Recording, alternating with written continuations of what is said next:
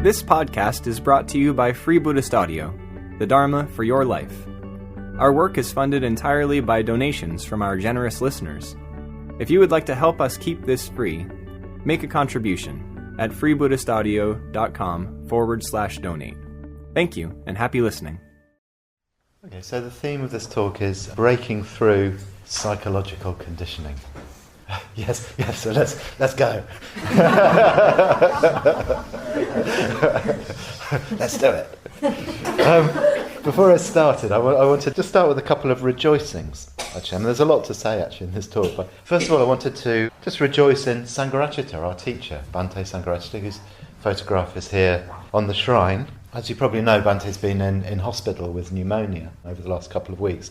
And I think that's really brought to mind, certainly for me, that he is a very old, very fragile old man now, and in all probability reaching the end of his life. And in really, just really appreciating what he's given to us, what he's given to me, what he's given to all of us. I think I would just mention the fact that his teachings communicate a very broad and deep understanding of the whole Buddhist tradition, and that his teachings are contextualized very well for modern Westerners. So he's laid out a path of teachings and practices which in a sense make it very easy for us as modern Westerners to understand what the core concepts of Buddhism are and what the core practices are. And I would go so far as to say that he's given us everything a teacher can give to students. And, as he's reaching the end of his life, in a way, it's up to us to make the best possible use of what he's given us. I think he's given us a full path to being able to transform ourselves and move towards enlightenment. I mean, I feel personally it's sort of up to me to make the best use of the opportunity that he's given me. And, to do my best to pass it on to others and to ask the people I pass it on to pass it on to others. So hopefully, over time, those teachings and those benefits can be spread as widely as possible. And secondly, I really wanted to rejoice in us. I wanted to rejoice in our Sangha. I was thinking this morning, we have a Sangha. How wonderful. We have a spiritual community where we can support and encourage each other to genuinely transform ourselves. It's easy to sort of take that for granted, but actually it's an incredibly rare, incredibly precious thing. There aren't many really effective, really supportive Sanghas. I mean, of course there are other Sanghas. I wouldn't say that we're the only Sangha, and there are others. But in a way, we're very, very lucky as practitioners to have that support. And I really feel, in a way, I felt very privileged and blessed to be here this weekend and just experience the kind of warmth and mutual support that we've built up here. I really wanted to start by rejoicing in that. The Sangha is more precious than the rarest jewel. So just to move into the talk properly, I mentioned at the start about the Buddha's great vow. That the Buddha, when he sat down underneath the Bodhi tree, he gave this great commitment. I'm not going to move until I gain enlightenment, until I gain complete release from suffering, until I discover a path to lead all other beings out of suffering. This tremendous commitment, this tremendous vow. And of course, you've probably experienced this before, but every time we make some kind of commitment, every time we make some sort of decisive move in the direction of enlightenment, we experience something of a reaction. And in the story, of course, I'm sure this is familiar to you, as he sat under the Bodhi tree, moving towards enlightenment, he was attacked by Mara and Mara's forces. So Mara, first of all, according to the story, sent his army, so an army of demons surrounded the Buddha and were flinging rocks and boulders and flaming torches at the Buddha to try and damage him, to try and harm him. And then Mara sent his beautiful daughters to dance enticingly in front of the Buddha and put him off his meditation. And then Mara himself appeared to the Buddha and said, "Who do you think you are to be sitting here in the place of enlightenment? What right do you have to think that you, a mere human being, can break free of conditioned existence?" And of course the Buddha reached down, touched the earth, and in that moment broke through into enlightenment. And the Sangharakshita draws out to us that this is a mythical account. what's happening here is that the story symbolises all the deeper forces of psychological conditioning which rise up to block us when we start to move decisively in the direction of enlightenment. The deep forces, you could say, of raw craving, raw aversion, and raw confusion. And there's wonderful images of the Buddha, isn't there? The Buddha sitting there very peaceful, and this pandemonium breaking out around him, this sort of psychic pandemonium. And I suppose Mara's daughters, I guess, the Buddha was, one would assume, a young heterosexual man, so the forces of desire would naturally manifest in the form of beautiful women, but I guess for different individuals they might manifest in different forms. But Mara's daughters really represent, what Blake called the lineaments of gratified desire, the projections of all our deepest longings and desires. So the story communicates something, I would say, universal about the spiritual life, that when we make any kind of commitment, any kind of strong aspiration to move towards enlightenment, the first thing that happens is that we become more acutely aware of all the things that hold us back, all the elements of our minds, all the elements of our psyche, all the elements of our psychological conditioning that hold us back, that are drawing us back away from enlightenment, back into conditioned existence. And perhaps you've had a direct experience of this in your own spiritual life, that each time we try to move forwards, we seem to get a reaction from the parts of us that don't want change, that don't want us to break free.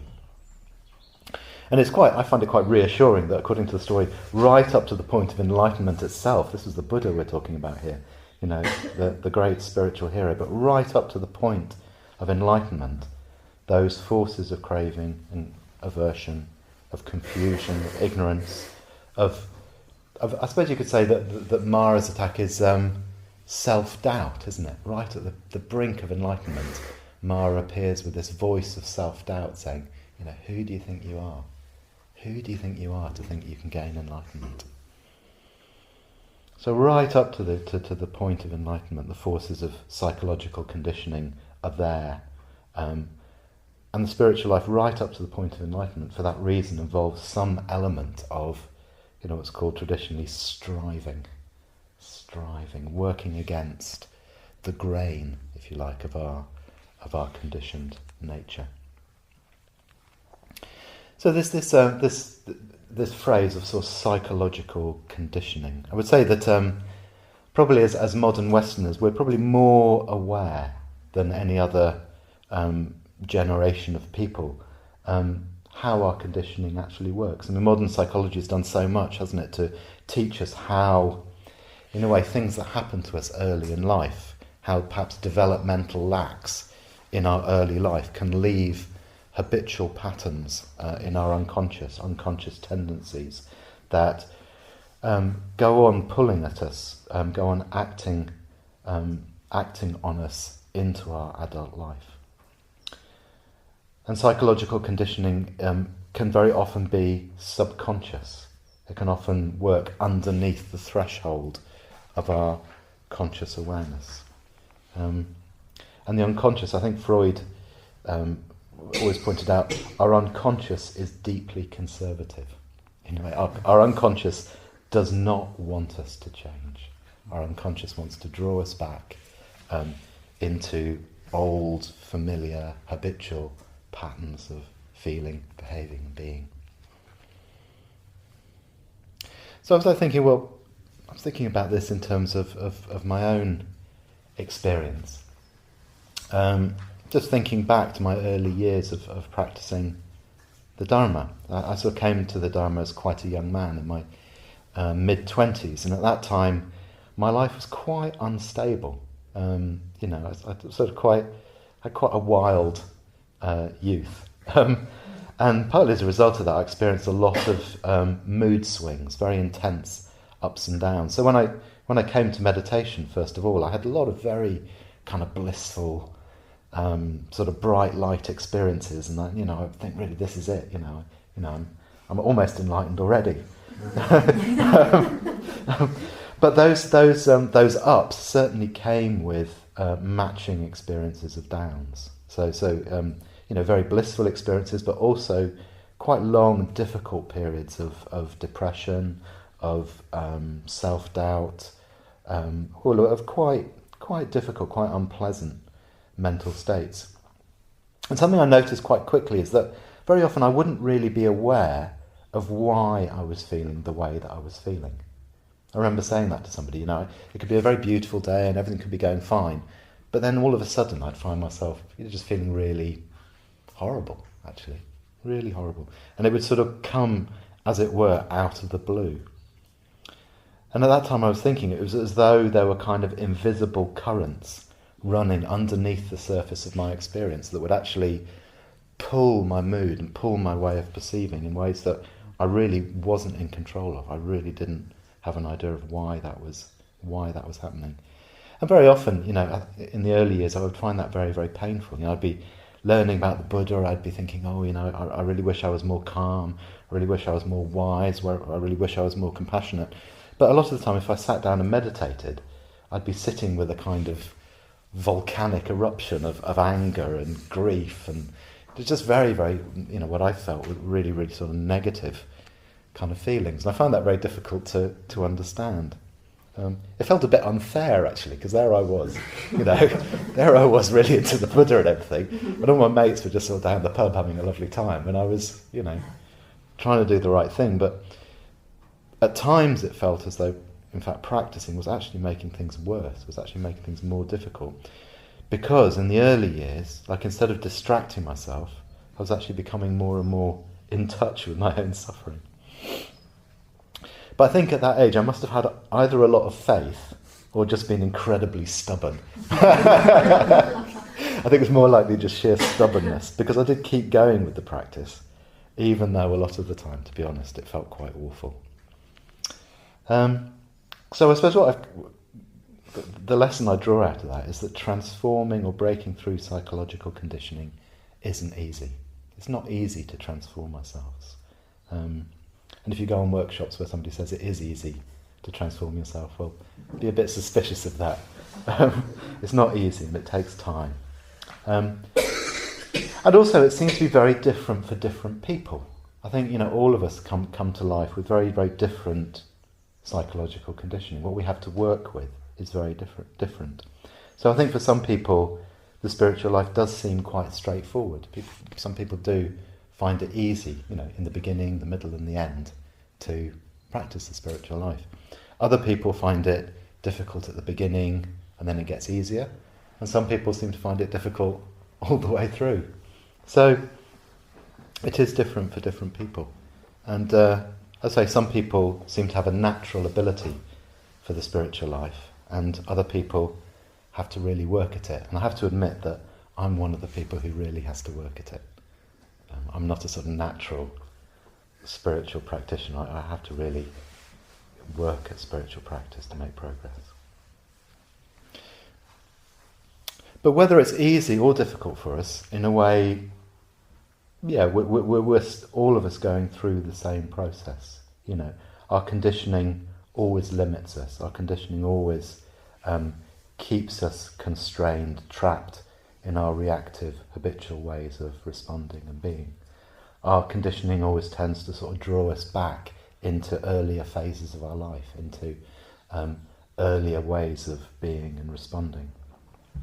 And to the degree that we're not conscious, and to the degree that we're not practicing mindfulness, we'll slip back into what we talk about as autopilot, where in a way we're just running on habitual responses. But the good news, of course, is that it is possible to transform psychological conditioning, even though it's difficult. It is possible. And I wanted to just draw out two approaches. One which is a sort of gradual, slow, path of regular steps approach, and the second of which is what we're focusing on this this session, which is breaking through, a more sort of sudden, more direct approach.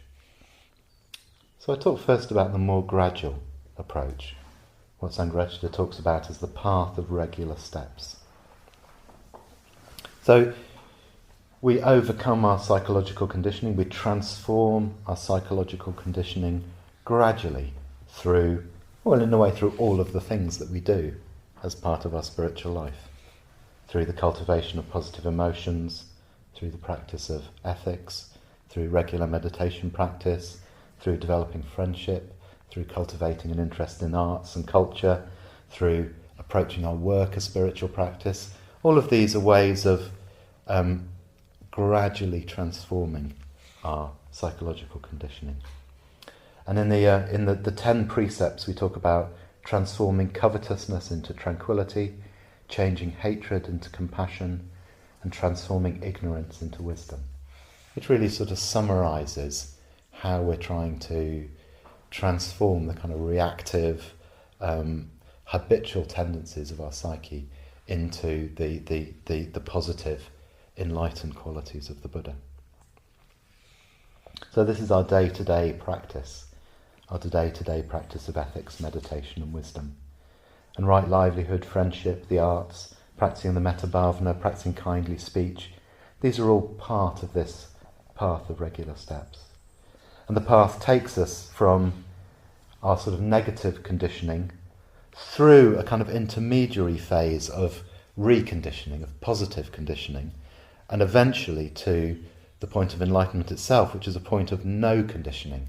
I mean, it's worth saying that enlightenment is said to be beyond all conditioning. So a Buddha has broken all the fetters of conditioned existence, and the enlightened mind is completely free, completely spontaneous, completely creative, completely able to respond in the moment, in the right way to whatever's going on. So in a way, that's what we're aiming for. We're aiming for this complete, spontaneous, natural, ethical, emotional, positive state and way of being, which is what the Buddha attained. And so again, just going back to my own experience of this, I wanted to just draw out a couple of things that seem really important. The first of all is that, I'm sure this doesn't come as a surprise to you, but that mindfulness is a key. You know, mindfulness is really the first step, and really all the steps along the path are based in mindfulness.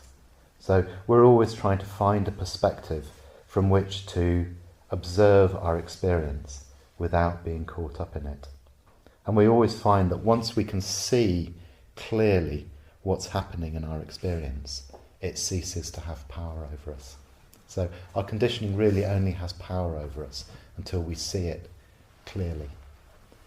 Going back to the story of the Buddha under the Bodhi tree, when Mara sends his armies, the Buddha says, "I see you, Mara." And at that, Mara can't withstand that. Mara runs away. The moment the Buddha says, "I can see you, I can see what you're doing, I can see you're trying to put me off." The moment he says this, Mara loses his power. So, and in the same way, as we're able to see what's happening directly in our experience from a perspective of clarity, kindliness, once we can see what's happening, it ceases to have power over us.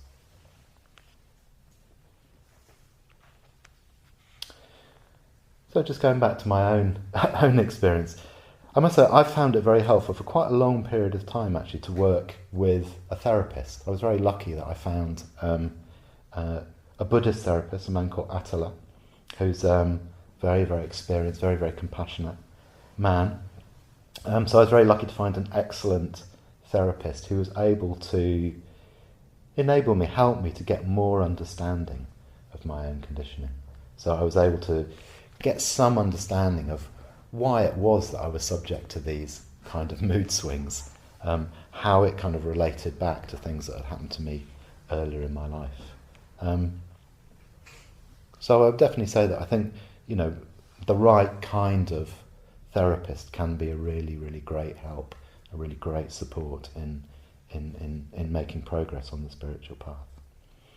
Sometimes I think psychology on its own isn't enough. I think modern psychology can often give us a really good understanding of what the problem is, So we understand, what the conditions that have led to us experiencing things a certain way. But psychology is often not as good at telling us what to do about it. I think Buddhism gives us a range of tools, a range of ways of relating to our experience that enables us not just to understand what's going on, but also to transform and change it. So I feel very, very lucky to have been able to have this experience of therapy that in a way was underpinned by a dharmic perspective, a dharmic understanding. And I think the other thing that was really, really helpful to me, and I would really, really recommend, was in the way the whole process of going for refuge and getting ordained into the Western Buddhist order. I'll go so far as to say that for me, getting ordained and having my ordination was far and away the most wonderful and significant experience of my life. I've had many, many different experiences in my life, and I've had the chance to travel and do lots of interesting jobs and meet many interesting people. But of all the experiences I've had, I would say that being ordained was the most wonderful and most significant. And it's something that I think about virtually every day. I reflect on my ordination, and as time goes on, it seems more and more wonderful and more significant to me. And I think that's something to do with the process of commitment. I think there's something sort of magical and mysterious about the whole process of committing ourselves to the spiritual path. Ordination really represents, making a conscious, lifelong commitment to practicing on the Buddhist path. So when you get ordained, you're saying, I'm going to be doing this for the rest of my life. I believe this is the way to live. I believe this is the way to go. And I'm going to carry on doing it. Whatever else happens, I'm going to carry on doing it for the rest of my life. And having that witnessed by a preceptor, witnessed by a friend, and then witnessed by the whole spiritual community. So I feel myself starting to get a bit emotional as I say this. Oh, yes. Quite emotional. So having that commitment witnessed by another person, having that commitment witnessed by a community of friends and fellow practitioners is really a magical thing. It triggers off something in the universe. And I can't really explain what it is, but it does trigger off something really, really wonderful and magical. And I would really recommend to everybody really to obviously it has to be at the right time and you have to be prepared in the right way, but I would really, really recommend that to anyone, of this process of deepening your commitment and trying to bring yourself to a point where you feel really aligned behind the spiritual path. It's as though what it does is it kind of lines up all your energy. So instead of your energy going off in lots of different directions, in that as you commit yourself, it's as though all your energy suddenly lines up and you realise that you're in touch with a kind of power that you couldn't have imagined was possible.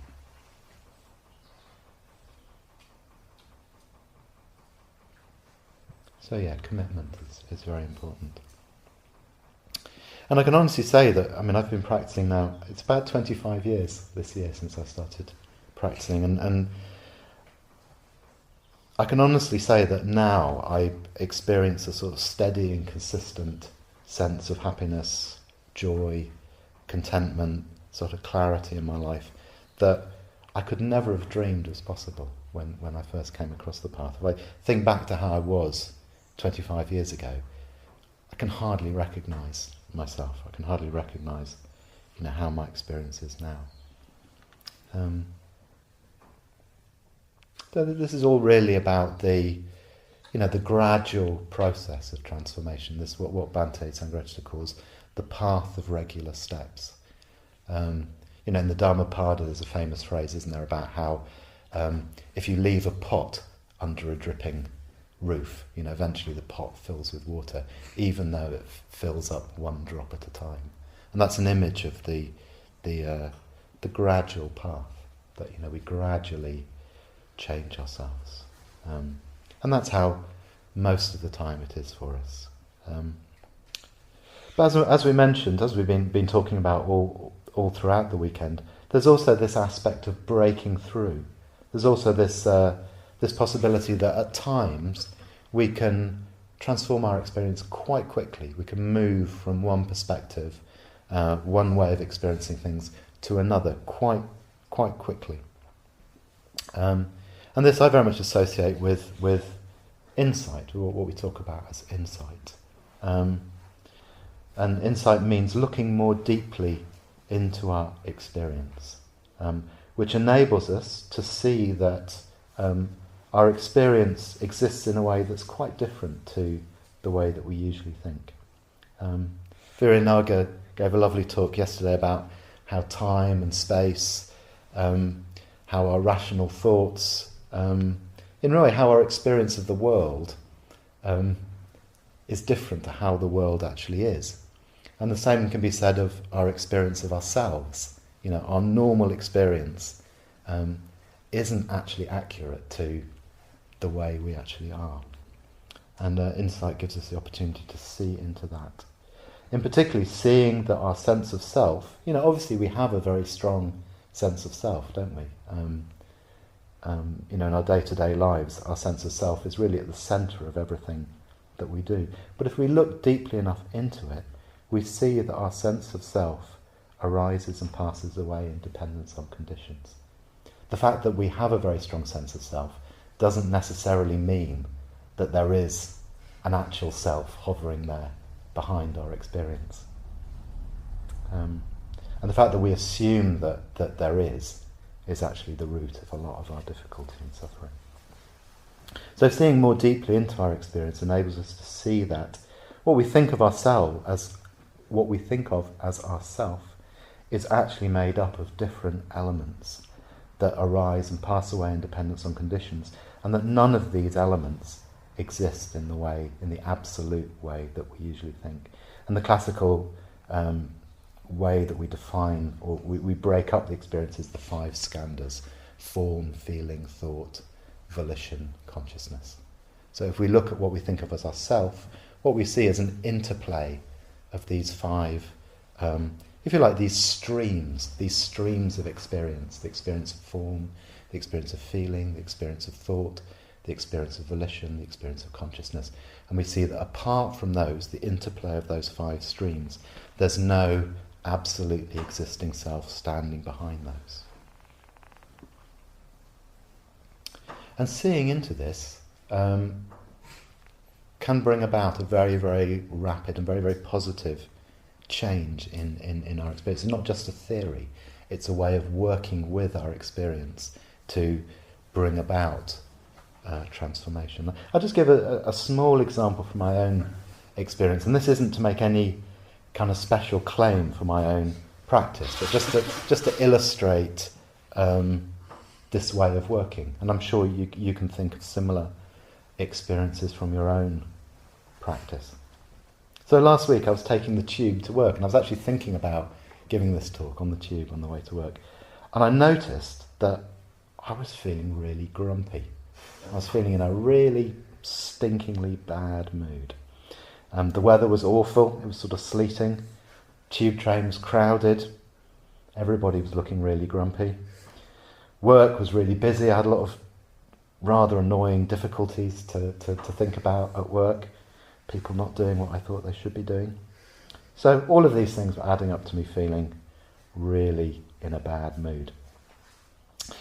And I noticed that my initial reaction was to judge myself harshly about this. So I had a little voice in my head saying, well, you're supposed to be a Buddhist teacher, you're supposed to be, you run mindfulness courses, you've been practicing Buddhism for 25 years, you shouldn't be feeling this bad-tempered, really, you shouldn't. This is just completely wrong that you're feeling this. You're a failure. And of course, this didn't help. In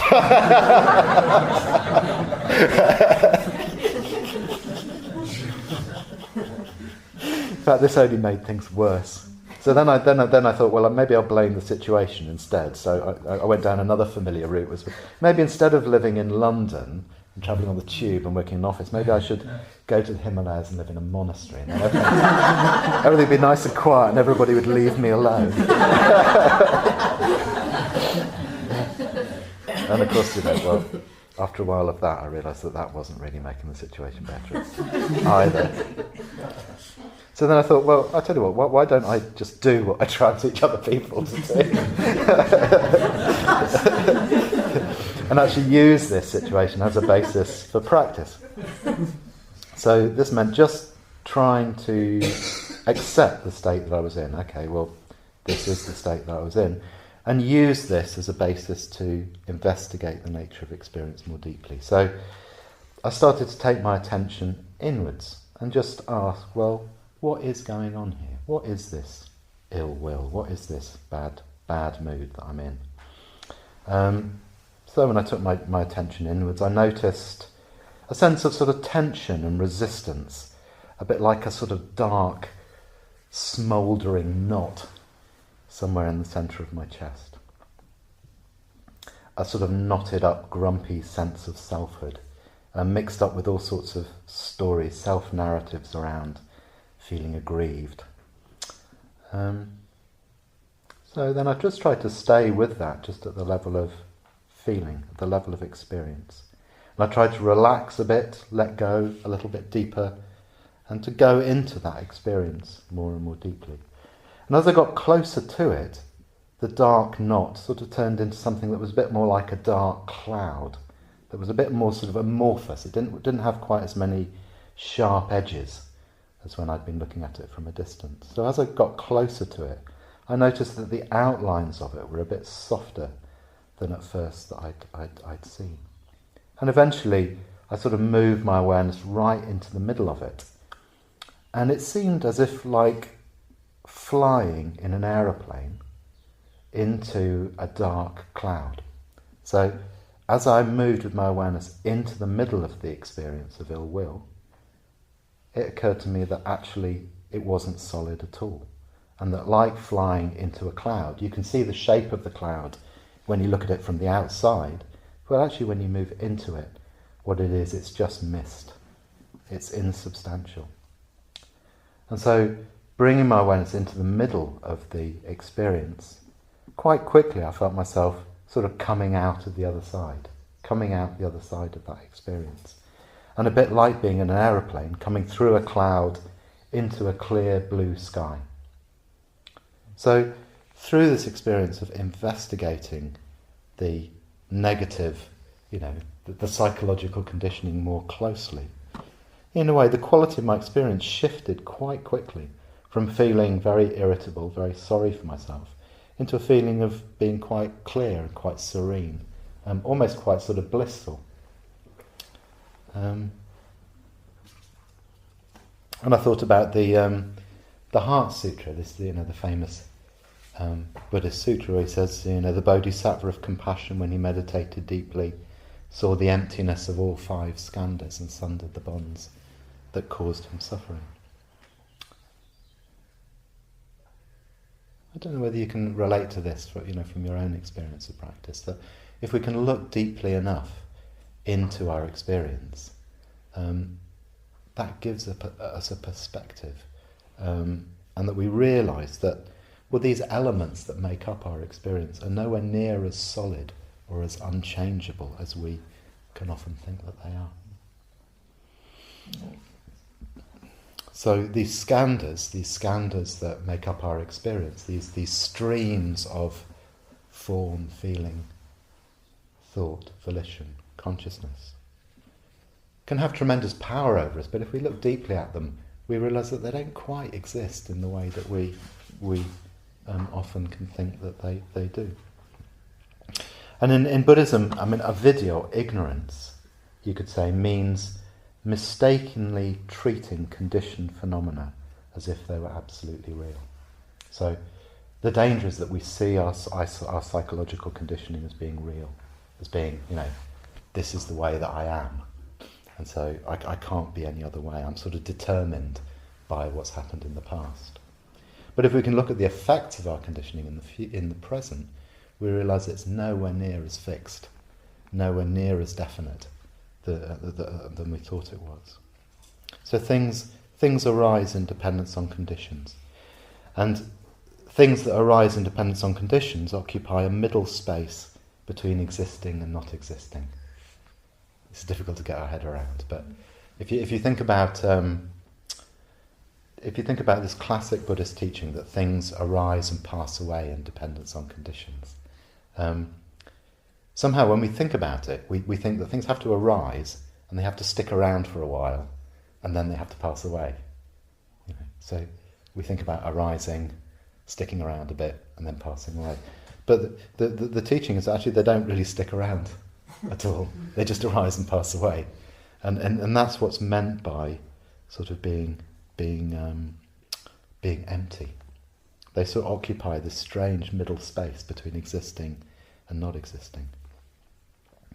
And there's a wonderful Buddhist quote that I've been reflecting on a lot recently, where the Buddha says, he's talking to Mahakashyapa, who's one of the disciples who's very, very wise. And the Buddha says, well, self is an extreme view. So the view that I exist, that I exist, that is an extreme view. And then he says, but non-self is also an extreme view. So the view that I don't exist, that's an extreme view.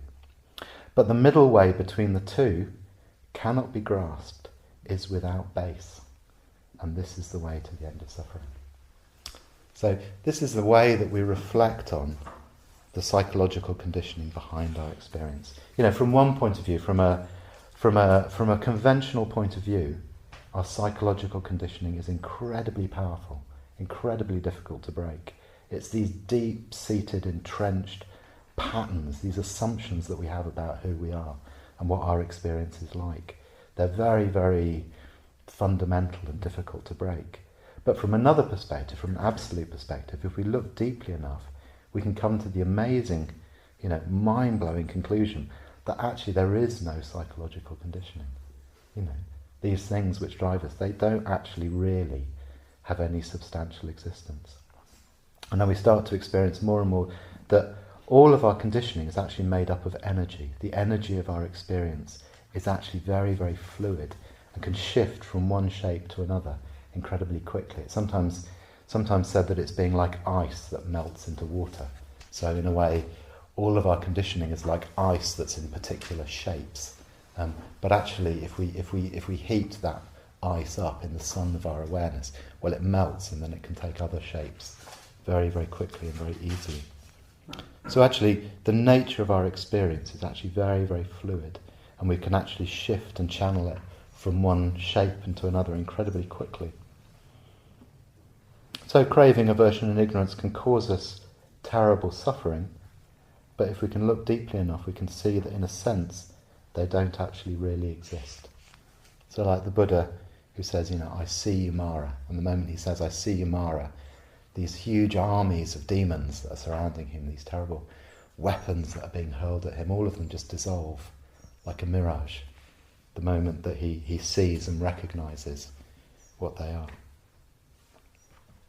And the images that are often given for these emptinesses, that they exist in a way that a cloud exists or a rainbow exists. If you think of a rainbow, we could say we know what a rainbow is. We recognise a rainbow, we can see a rainbow.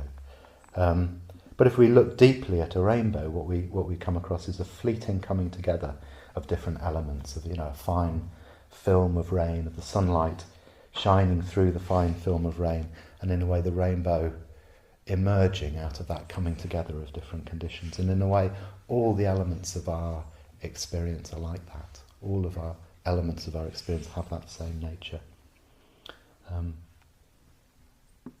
Form, feeling, thought, choice, volition, consciousness coming together in different combinations. A sort of play of those 5 different elements. And reflecting in this way, we can experience a wonderful sense of freedom and release. The Buddha said, my teaching has a taste of freedom. You can always recognise the truth of the Dharma because it has this taste of freedom.